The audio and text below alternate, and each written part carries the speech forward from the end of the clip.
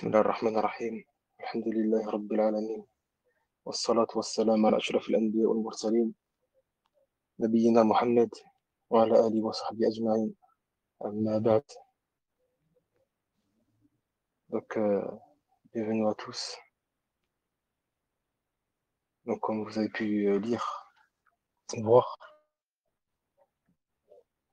on va commencer Inch'Allah une série de cours sur l'explication du livre Péché et guérison, Ad-Dawa Ad-Dawa, l'imam rahimahullah, du grand imam savant Al-Qayyim rahimahullah. Ad-Dawa Ad-Dawa, on traduit en français par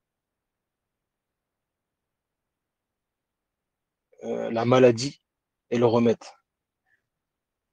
La maladie et le remède. Donc, c'est-à-dire, ce qui est voulu par la maladie ici, c'est les péchés. Donc, péché et guérison, on va le traduire par son sens, qui est les péchés et les guérisons.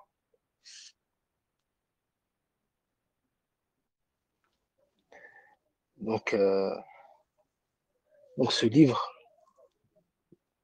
qui est entre nos mains, donc si vous avez le livre, il existe en PDF. Je vais l'envoyer après dans mon Inch'Allah, sur Telegram, sur ma chaîne. Je vais essayer de l'envoyer, Inch'Allah.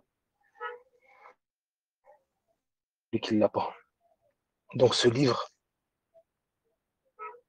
est un livre d'une grande bénédiction, Dawa Dawa, et d'un grand profit.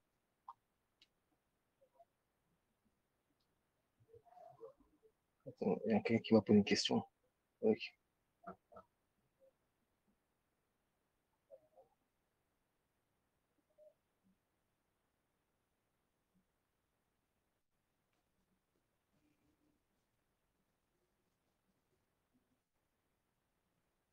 Ah, parce qu'on m'entend pas, on m'a dit qu'on m'entendait pas.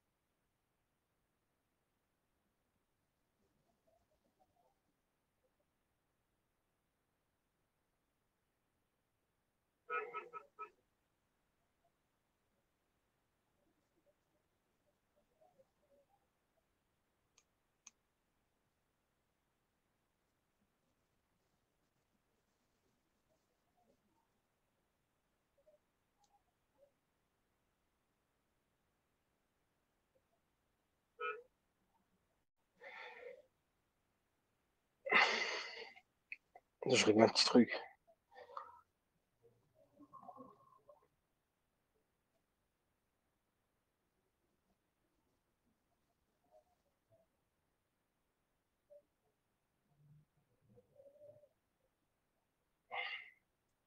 Voilà, cool. Donc, comme on a dit, ce livre qui est entre nos mains est un livre d'une grande bénédiction et d'un grand profit. Allah l'a rendu bénéfique à énormément de personnes. Et ce livre a été une cause de la guidée d'un grand nombre de personnes. Et une cause de prévention et de protection de beaucoup de personnes contre les péchés et leurs méfaits.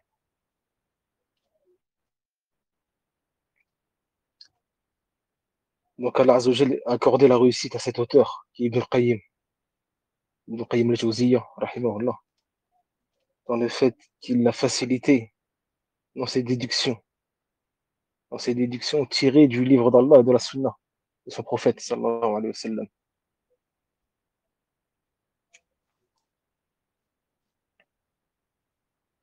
Et cela en ce qui concerne les maladies, c'est-à-dire les péchés et leur guérison.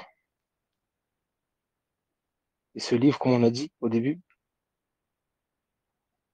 est intitulé Maladie et guérison. Et la maladie, c'est-à-dire la maladie voulue ici, c'est le péché. C'est les péchés.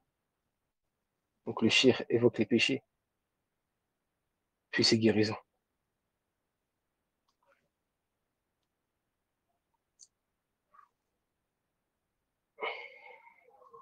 Et la cause qui a poussé Ibn Qayyim d'écrire cet ouvrage est la question d'un questionnaire est la question d'un questionneur qui a été éprouvé par un grave péché. Il était éprouvé par un grave péché, dont il savait, l'âme, il était éprouvé par un grave péché, dont il savait que celui-ci allait lui causer sa perte dans la vie d'ici-bas et dans l'au-delà. Et donc, il voulait s'en débarrasser.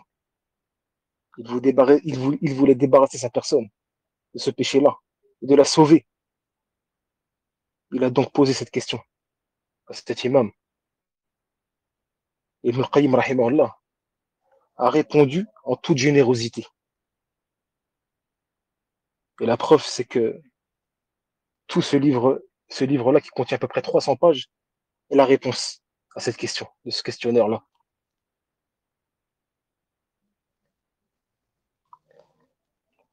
Et ceci montre, wallahu alam, que l'intention du questionneur était véridique et sincère.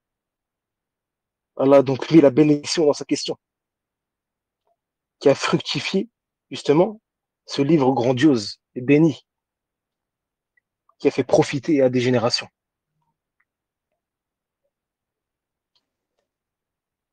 Et à travers cela, on en tire qu'il convient à l'individu d'être conseillé envers lui-même et aussi envers ses frères, en ce qui concerne les questions, lorsqu'il pose des questions. Et c'est pour cela que si tu regardes dans certains ouvrages de gens de science, la cause qui a poussé leurs auteurs à les écrire était une question. Et donc, l'intention sincère dans la question,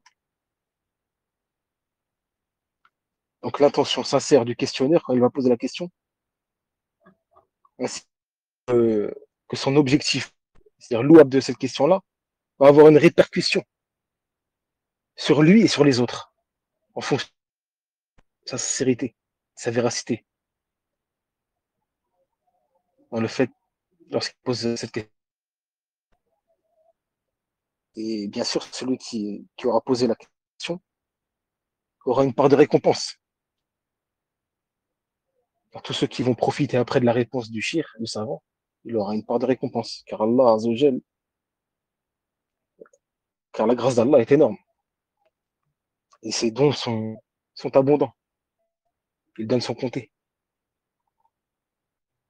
Donc, la question qu'a posée cet homme, et ça dort dans l'exposition de cette question qu'on va lire après, et son chagrin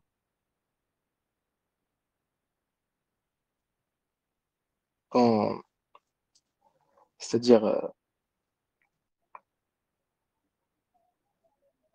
donc la douleur, non, non, parce qu'on va voir que le questionnaire, lorsqu'il pose la question, il est chagriné du fait qu'il a du mal à se débarrasser de ce péché-là, dont il a été éprouvé. Donc, justement, là, cette question-là que cet homme a posée, ça doit dans l'exposition de sa question, et son chagrin de la situation dans laquelle il est, et son espérance d'être délivré de la maladie grave dont il a été touché, et de sauver sa personne, a été la cause, justement, comme on a dit, de la réponse d'Ibn Qayyim, rahimahullah, qui a été après, et c'est le livre qu'on a entre les mains. Et parmi aussi les profits qu'on en tire, et que le désobéissant, qui a été éprouvé par certains pays dont il a du mal à s'en débarrasser, il convient qu'il se rapproche des gens de science, il se rapproche de leurs assises, et qu'il patiente dans cela, même si son âme il refuse au début, et veut s'en faire. Il l'oblige et la force. Et s'il endure dans cela, il se rapproche des gens de science, de leurs assises. Alors Allah, Azzawajal, Il lui facilitera les portes de la réussite. Il lui ouvrira sa poitrine et il lui facilitera, c'est-à-dire le fait d'abandonner ses péchés. Non, il lui facilitera l'abandon des péchés, abandon, des péchés, de leurs méfaits.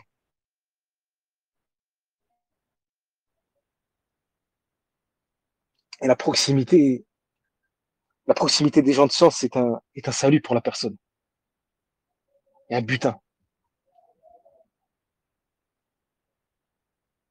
Et les questionner, justement, questionner les gens de science, ce sur quoi on est confus, est une préservation et un salut pour la personne. Et parmi aussi les profits qu'on en tire, c'est l'étalement d'Ibn al-Qayyim, rahimahullah. On s'arrête, parce qu'on a dit que ce livre-là, il fait 300 pages presque. Il fait 300 pages. Donc là, les 300 pages, c'est la réponse d'Ibn al-Qayyim. Donc là, on voit l'étalement d'Ibn al-Qayyim dans sa réponse. L'étalement de celle-ci de façon détaillée et complète.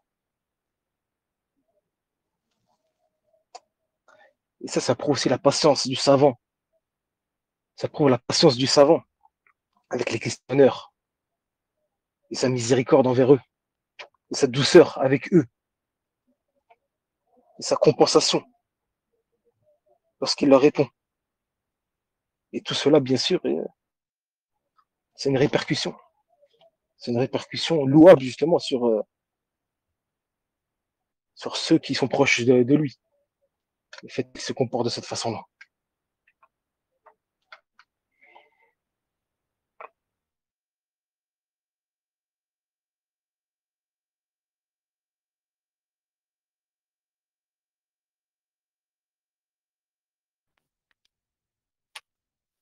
Pardon, là j'étais en train de régler un petit truc sur le téléphone. Et justement, et dans ce livre-là, tu trouveras le médicament utile et le remède adéquat pour beaucoup de maladies.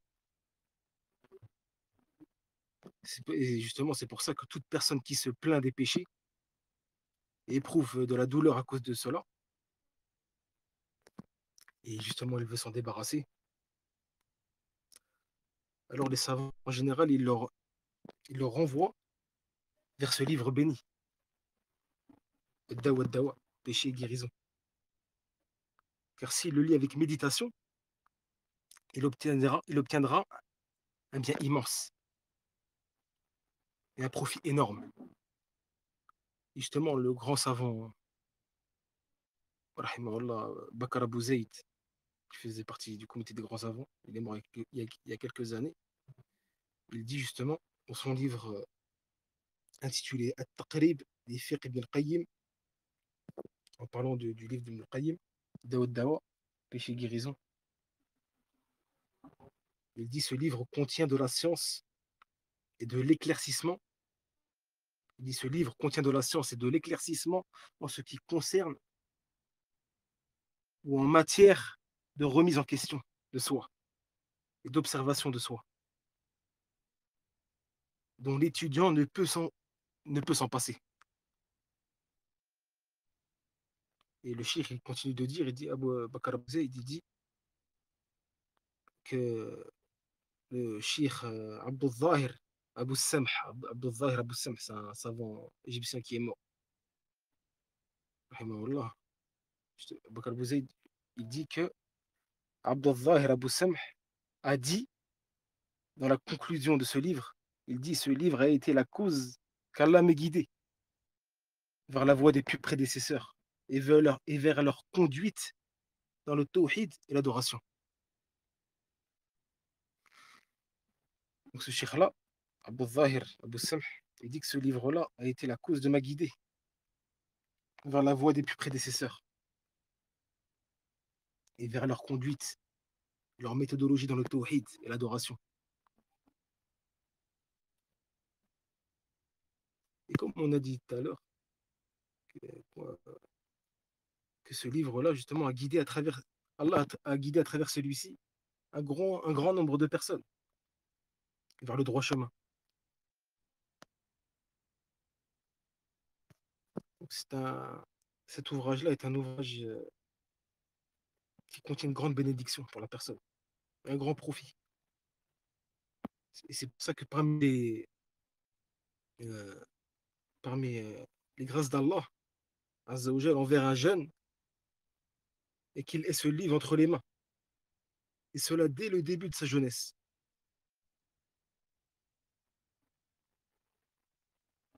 Et s'il le lit avec méditation, là, ceci aura un impact immense sur lui et dans sa vie. Et si, et si tu médites, si on médite sur situation actuelle, notre situation actuelle, il n'y a pas de doute, nul doute. C'est-à-dire que les tentations, ils sont très nombreuses. Elles sont très nombreuses dans cette époque. Et les portes des passions et des désirs se sont multipliées. Et les voies et moyens menant à la dépravation, ainsi que les portes menant aux tentations et au mal, se sont ouvertes aux gens et sont à la portée de tout le monde. Et tout ceci n'était pas présent dans les époques et générations qui nous ont précédés. Ça, c'est grave. Juste, juste, juste les moyens modernes, par exemple, les moyens modernes, comme les smartphones, par exemple. Les smartphones et autres moyens modernes. Ceci, ceci, ces choses-là suffisent pour, pour montrer l'ampleur de la fitna dans laquelle on est dans cette époque. Et ces appareils-là qui contiennent comme, c'est-à-dire des énormes calamités, du mal, des tentations, et il contient c'est-à-dire des fenêtres abondantes dont beaucoup de personnes sont tombées à travers ces fenêtres-là, dans les ambiguïtés. Ils sont tombés dans les interdits, dans les péchés.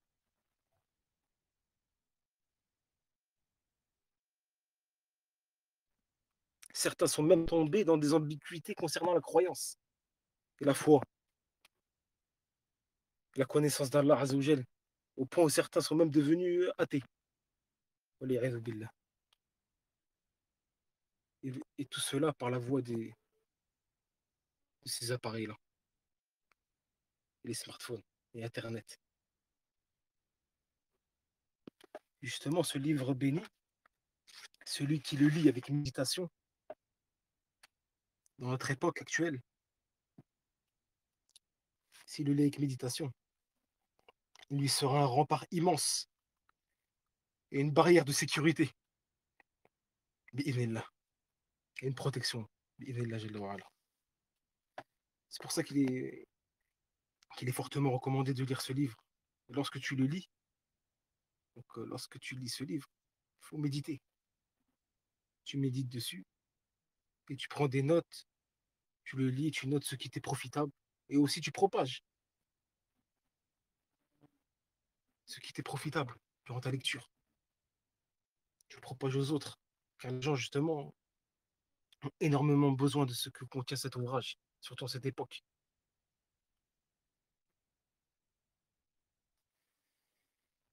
Donc on demande à Allah Azzawajal, par ses noms sublimes et ses attributs parfaits, qui nous a facilité cette assise pour lire cet ouvrage, béni de l'imam Ibn al-Qayyim, rahimahullah, justement de nous faciliter à travers la lecture de ce livre, la vaste bénédiction et l'immense profit pour nous-mêmes et pour notre famille et pour nos frères et sœurs et ceux qu'on aime. On demande à Allah Azzawajal aussi que nos assises soient une porte bien pour la communauté, C'est une porte de bien dans la communauté, plus particulièrement pour la préservation des péchés. Et ici, tout à l'heure, on a parlé du mal de ces appareils. Il y a quand même des gens du bien, alhamdoulilah, qui l'utilisent dans le bien. Ils l'utilisent dans le bien, dans la propagation du bien, comme par exemple les gens de sciences, les étudiants en sciences, les prêcheurs et autres. Alhamdoulilah. Il y en a qui l'utilisent dans le bien.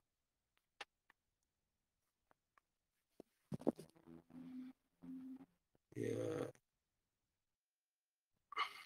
donc, on va commencer à lire. Il faut que j'ai oublié d'envoyer le livre dans le groupe. À Kulli Hal, on va commencer juste le début. Donc, le shir. Donc là, on va lire le livre. Donc le shir, l'imam, le savant, le shir de l'islam, le mufti de tous les musulmans, Shamsuddin, Abu Abdillah, Mohammed, Ibn Abi Bakr, Ibn Ayyub, l'imam de l'école Al-Jawziya à Damas, Kalalagré, a été questionné par un questionneur où il dit, donc Ibn Qayyim a été questionné par un questionneur, et ce questionneur-là dit, que disent les maîtres, les savants, les guides de la religion, qu'elle les agrée tous, d'un homme souffrant d'un péché dont il sait que s'il persiste à le commettre, ruinera sa vie ici-bas et dans l'au-delà. Cet homme cherche pourtant par tous les moyens à se débarrasser de ce mal, mais le désir ardent de le commettre ne cesse d'augmenter. Quelle est donc la solution pour s'en débarrasser et par quels moyens y parvenir? Qu'Allah fasse miséricorde à quiconque apporte son aide à une personne éprouvée. En effet, Allah vient en aide à son serviteur tant que celui-ci aide son frère. Donc, ceci est la question justement dont s'est basé cet ouvrage. C'est la question qui a été la cause que l'imam Ibn Qayyim rahimahullah, a écrit ce livre béni. Donc, comme on a pu le voir, comme on l'a lu, cet homme souffre d'un péché.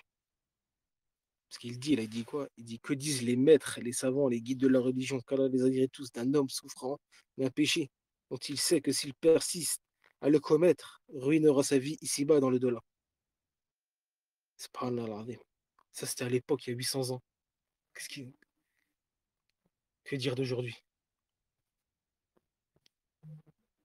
Donc cet homme-là, comme on le voit, il souffre d'un péché et qui n'a pas été cité ici. Et ce péché-là a pris le dessus sur son cœur et sur sa personne. Et il est conscient que ce péché-là est néfaste pour lui et entraîne des conséquences graves. Et il veut s'en débarrasser, comme on vient de le voir. Il dit cet homme cherche pourtant par tous les moyens à se débarrasser de ce mal. Mais le désir ardent de le commettre ne cesse d'augmenter, comme il le dit dans sa question. Donc il veut s'en débarrasser, mais son âme refuse et l'en empêche. Donc il a posé cette question justement pour qu'il soit aidé, pour se débarrasser de ce péché-là, par lequel il a été éprouvé. Il cherche de l'aide. Et lui-même, il le dit à la fin de la question, comme on a lu. Il dit quoi? Il dit à la fin de sa question, il dit qu'Allah fasse miséricorde à quiconque apporte son aide à une personne éprouvée. En effet, Allah vient en aide à son serviteur tant que celui-ci aide son frère.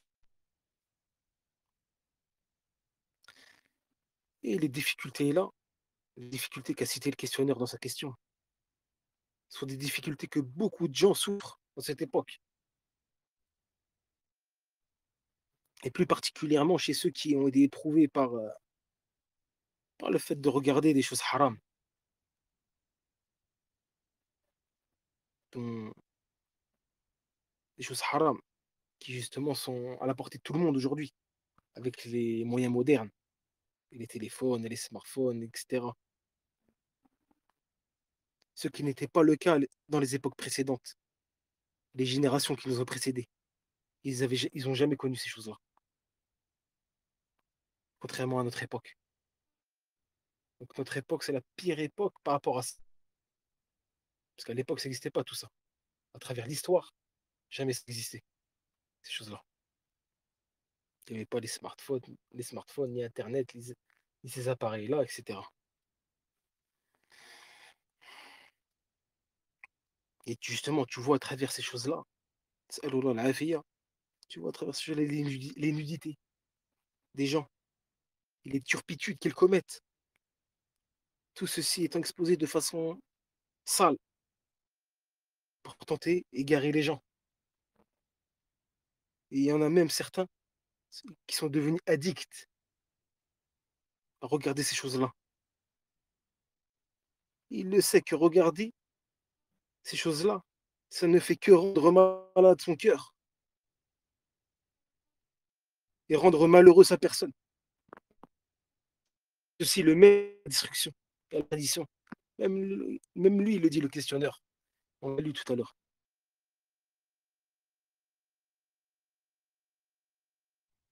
Que c'est un homme souffrant d'un péché dont il sait que s'il persiste à le commettre, ruinera sa vie d'ici-bas et dans le delà. Subhanallah. Donc, la personne qui regarde ces choses-là, elle le sait que son cœur, ça va accroître la maladie dans son cœur. Ça va le rendre malheureux. Et que ça va le mener à la destruction, à la perdition. Il veut s'en débarrasser. Comme le questionneur veut s'en débarrasser. Il dit que le questionneur, cet homme cherche pourtant par tous les moyens à se débarrasser de ce mal. Mais le désir ardent de le commettre ne cesse d'augmenter. Quelle est donc la solution pour s'en débarrasser? Et par quels moyens y parvenir?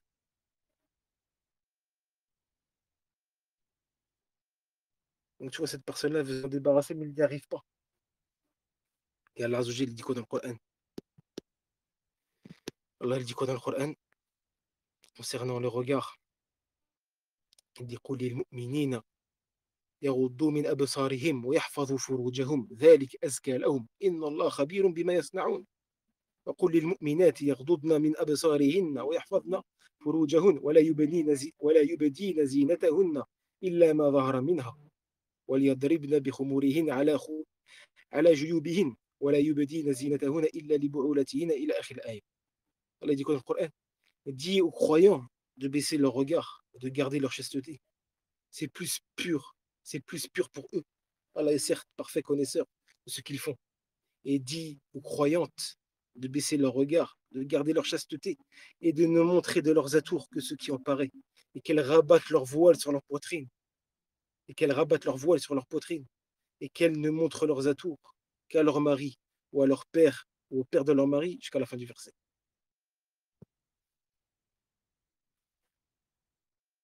Donc beaucoup d'hommes et de femmes sont rentrés dans cette porte,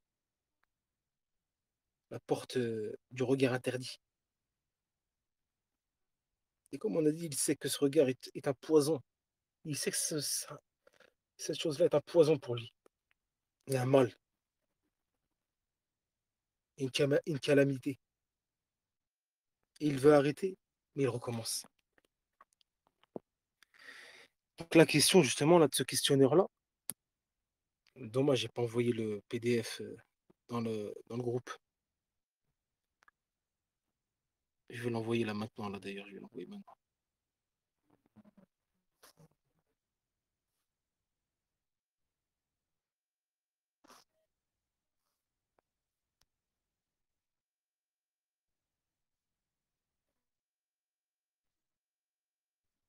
C'est bon, je l'ai envoyé, là, il est en train de s'envoyer. C'est en cours d'envoi.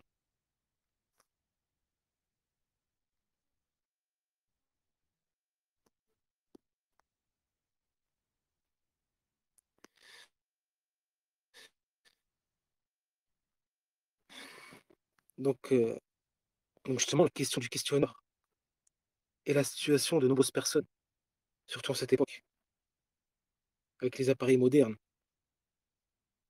et les films hideux qui sont propagés,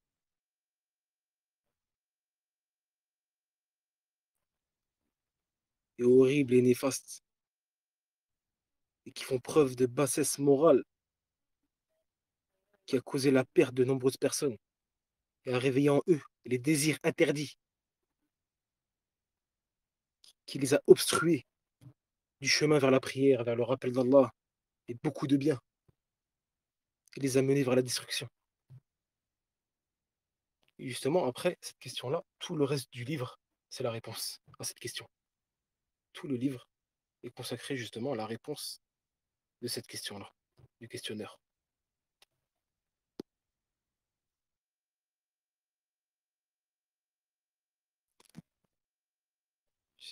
Donc, on va essayer de le...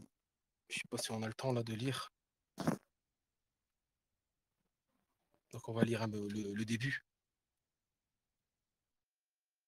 Donc, on va recommencer depuis le début. Donc, le questionnaire, il disait, que disent les maîtres, les savants, les guides de la religion, qu'Allah les agrée, d'un homme souffrant d'un péché dont il sait que s'il persiste à le commettre, ruinera sa vie ici-bas et dans l'au-delà.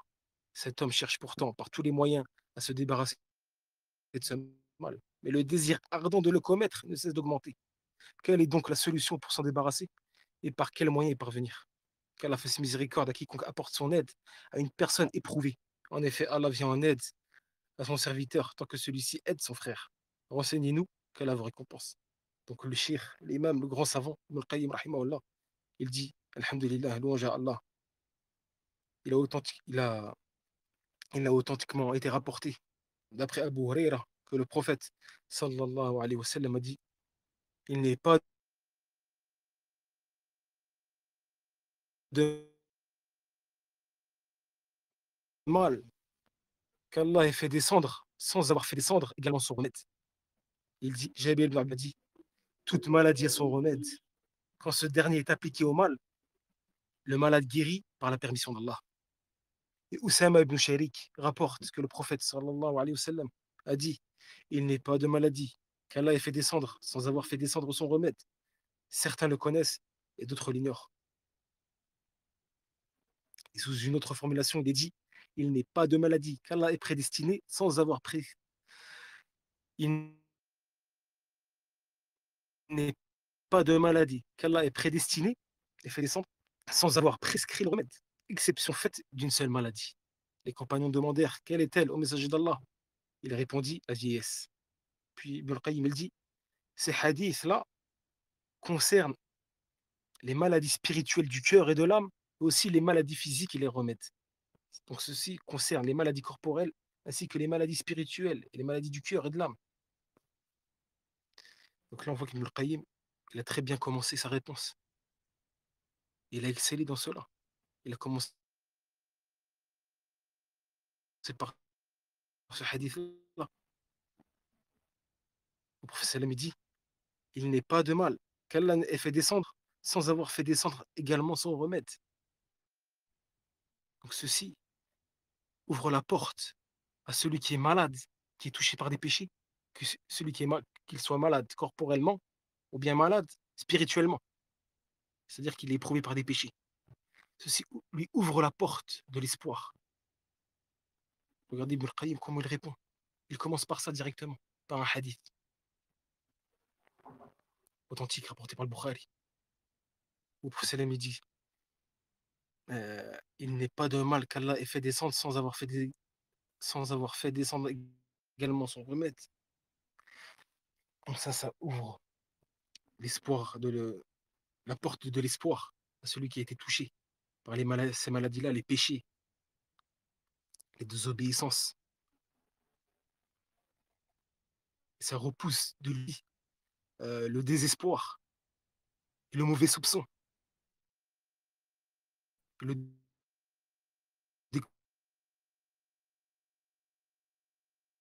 découragement.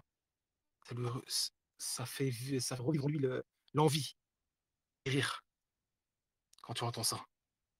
Tu sais qu'il n'y a pas un mal qu'Allah a fait descendre sur terre sans qu'Allah a fait descendre également son remède. Donc il y a un remède. Je suis pas fichu. Que ce soit une maladie corporelle ou bien une maladie spirituelle, comme les péchés, les ambiguïtés, les désirs, etc. Et les passions. Je suis pas fichu.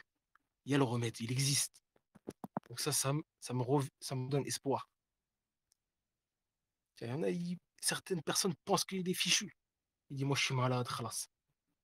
Ouais, je fais tel péché, j'arrive pas à faire ceci, je délaisse telle obligation, je suis touché par ceci, par cela comme maladie du cœur, ou bien comme je suis éprouvé par ce péché-là, je suis foutu, je suis fichu. Non, c'est pas vrai. Pour chaque maladie, comme le prophète l'a dit, ce hadith est authentique. Il y a le remède. Allah fait descendre son remède. Et dans le hadith d'après, il dit, on a lu, toute maladie a son remède. Quand ce dernier est appliqué au mal, toute maladie a son remède. Quand ce dernier est appliqué à la maladie, le malade guérit par la permission d'Allah. Et dans le hadith suivant, il n'est pas de maladie qu'Allah ait fait descendre sans avoir fait descendre son remède. Certains le connaissent et d'autres l'ignorent. Ou certains le connaissent et d'autres l'ignorent.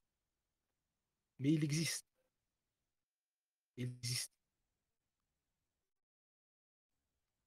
Et combien de médecins, par exemple, on va donner l'exemple pour les maladies corporelles, combien de médecins jugeaient que telle maladie sur telle personne il n'allait pas guérir, était incurable. Et malgré cela, il guérit par le fait qu'on lui conseille par exemple une plante, il prend une plante, ou bien il va boire Zemzem, ou bien en revenant à Allah Azzawajal, en faisant beaucoup d'invocations, en revenant vers lui, il guérit. Malgré que le médecin avait jugé que cette maladie était incurable, pas guérissable. Donc c'est pareil aussi pour les péchés, les désobéissances et les interdits. Et la preuve, c'est qu'il dit quoi, Ibn Qayyim? Il dit ces hadiths concernant ces hadiths concernent les maladies spirituelles du cœur et de l'âme, ainsi que les maladies physiques et corporelles, ainsi que leurs remèdes. Donc ça concerne tout. Ces hadiths-là concernent les maladies corporelles, tant les maladies corporelles que les maladies du cœur et de l'âme, comme les péchés, les désobéissances, les ambiguïtés, les désirs. Et,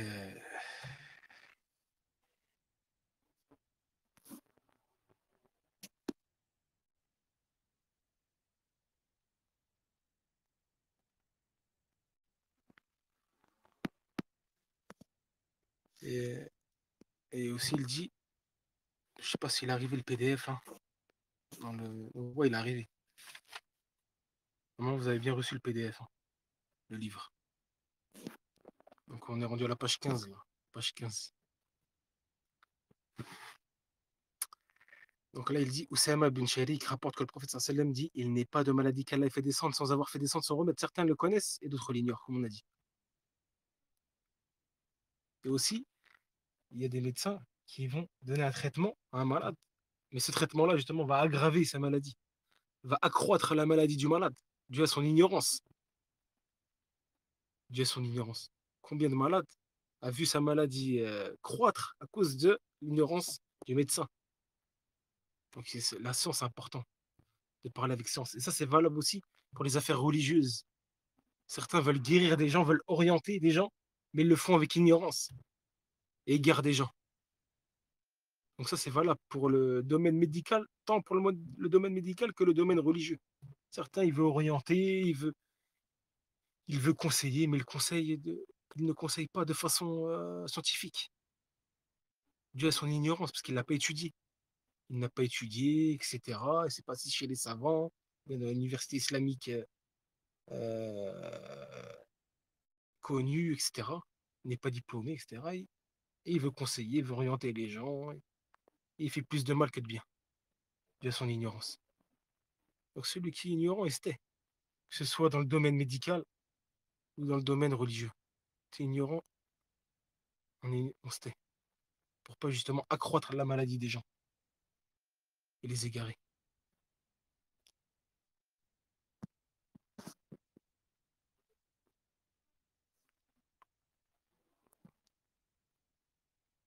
Inch'Allah, on va s'arrêter là. On continuera au prochain cours, bi'idhnillah. Wallahu alam, wa sallallahu ala nabiyina Muhammad.